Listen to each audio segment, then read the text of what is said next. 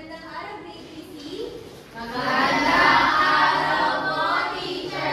Bago kayo umupo, nais ko sulitin niyo ang ilalim ng inyong upuan kung may kalat. Kung mayroon, ilagay sa basa, itapon mamaya.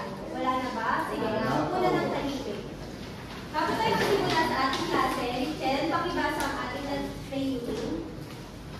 Naiaambing ang pagkakatulad at pagkakaiba ng kultura ng NCR at sa Calabarzon, partikular na lalawigan ng Cavite. Naipapakita ang iba't ibang sining ang pagmamalaki sa mga natatanging kaugalian, paniniwala at tradisyon ng iba't ibang lalawigan sa kinabibilangang rehiyon. Nakakagawa ng isang Venn diagram na nagpapakita ng pagkaunawa ng mga mag-aaral. Maraming salamat. Sige, umupo ng tahimik. Ayan ang ating layunin para sa araw na ito. Ngunit, bago tayo magsimula sa ating aralin, maglaro muna tayo ng Punan Mo Kobe. Ang gagawin niyo lang dito ay tupuin ninyo kung ano ang nasa larawan at kailangan niyo nang kumpletuhin ang mga blankong letra na makikita niyo sa salita. Para sa unang larawan, magtaas lamang ng kamay kung sino gusto sumagot. Sige, Christine, ano ang sinasabi ng bata sa ang larawan? Mabuting kaugalian. Ay po at opo. Po at opo. At ang sagot natin para sa ating salita ay mabuting kaugalian. Ito na natin. Mahusay. Para sa ating pangalawang larawan, Jenny. Nagmamala po, teacher, bali, Tradisyon. Tignan natin. Tradisyon. Mahusay. Para sa ating pangalawang larawan, basahin natin, Catherine. Ang pusa ay may siyang nabuhay. Ano kaya ang sagot para sa ating salita? Ano po? Paniniwala. Paniniwala. Tignan nga natin. Mahusay. Ano ulit ang tatlong salitang nabanggit kanina, Mary?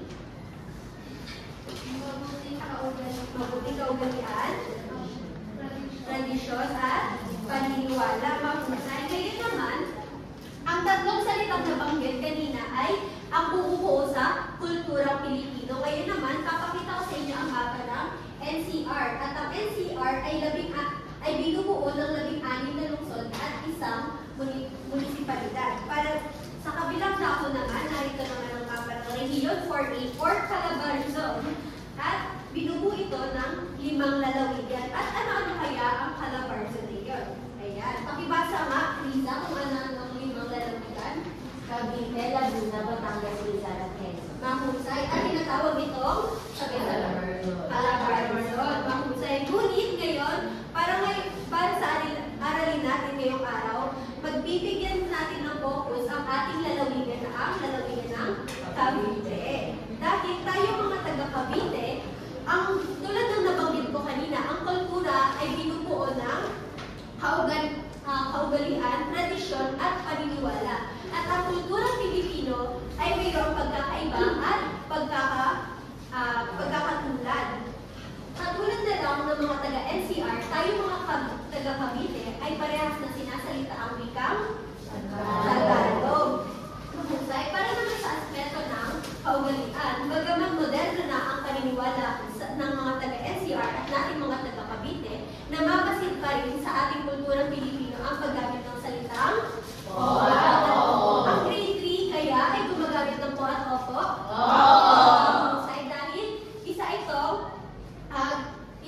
nagpapakita ito ng paggalang sa mga nakatatanda.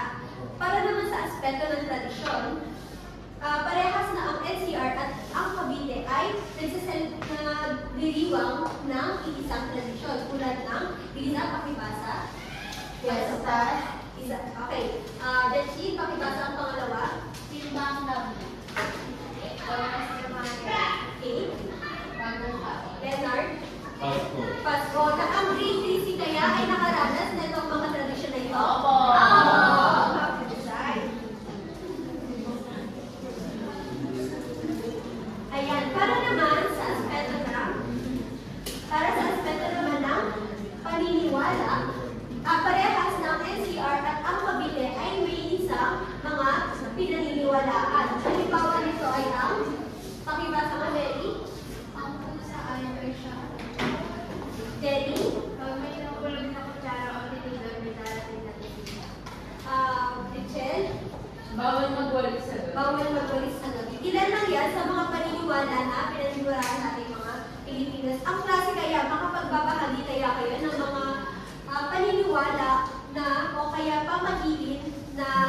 inyong nakasanayan sa London Paris. Sige, Kat, ikaw dito tapos magpapat. Teacher, kapag ano po yung aalis ng bahay, kapag may kumakain po ito, iikot po yung pita kasi may asunod dito kami. Ganon, wag daw ikot ang bigyan. Sige nga, Jachin, ganun kayo may mga kati. Huwag nasugatan daw po sa mahal na araw, hindi daw po gagawin. Ganun ba? Kaya malapit ang mahal na araw, kaya huwag kayo magpapasugat dahil baka hindi gumalit. Ano pa? May babahagi pa ba? Sige, Kate. Teacher, kapag patay daw po sa bahay, bawal maghatid na. Bawal dumalaw kapag may patay sa labas. Bawal maghatid ng bisita. Pero sa tingin ninyo ba, klase, may katotohanan kaya ito? Depende sa tao, tama si Jacqueline. Ngayon naman, pagtutunan naman natin ng pansin ang pagkakaiba ng lalawigan ng NCR at ng natin mga taga-Cavite. Para sa NCR, ang produkto ng mga taga-NCR, halimbawa ay ang isda at bagoong para sa mga tiga-Malabon. Balot at berry naman para sa mga tiga-Pateros. At nariyan din naman ang sapatos para sa mga taga-Malikinang. Ngunit parang nawawala ang larato. Ayan, sapatos para sa taga-Marikina. Tulad ng napag-diskusyonan natin nung nakaraang araw. Para naman sa mga taga-Cavite, tayo mga taga-Cavite, ito naman ang produkto ng sikat sa ating lalawigan. Na yan ang kape, mais, at niyog. Nakatikim na ba kayo ng tatlong yan? Oo! Ayan. Katulad ng nabanggit ko kanina, mayroong pagkakaiba at pagkakatulad ang mga kulturang Pilipino sa ating lalawigan at pati na rin sa mga karating rehiyon. Ngunit, nais mo lagi yung tandaan na, pakibasa nga, Mary. Kahit sa lugar pa tayo ng galing, tandaan na laging pahalagahan at igalang ang pagkakaiba-iba ng kultura ng sariling rehiyon at ibang Dahil lagi natin igalang, tandaan na lagi pahalagahan at igalang ang pagkakaiba-iba ng kultura ng sariling rehiyon at ibang lalawigan. Ngayon naman, maglaro tayo ng iugnay mo ako kung kaya mo. Ayan.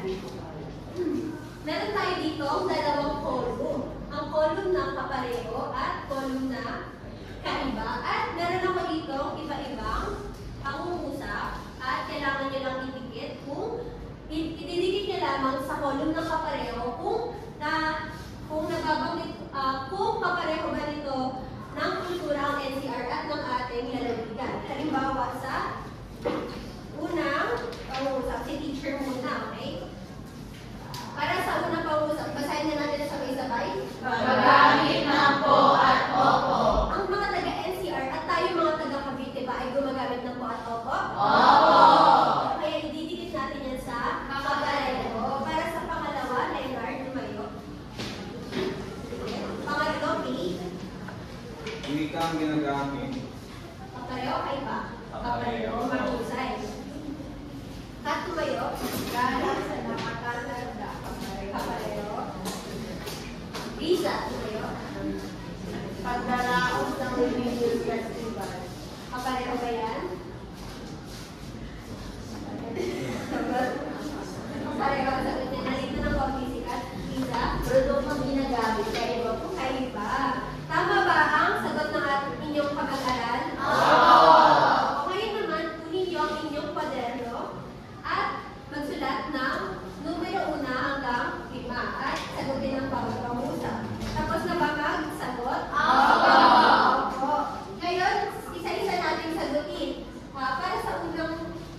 Para sa una, magkatulad ang wikang ginagamit sa NCR at karating rehiyon ito. Tama o mali? Tama.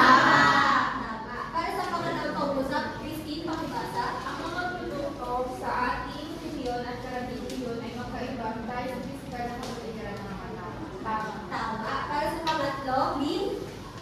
Magkaiba ang pagdiriwang ng pasto sa NCR at karating Mali. Mahusay dahil mali ba ang pagdiriwang ng Pasko sa NCR at taga-Cavite? Magkaiba. Isang Pasko lamang ang mayroon sa buong Pilipinas. At ang NCR at Cavite ay kabilang sa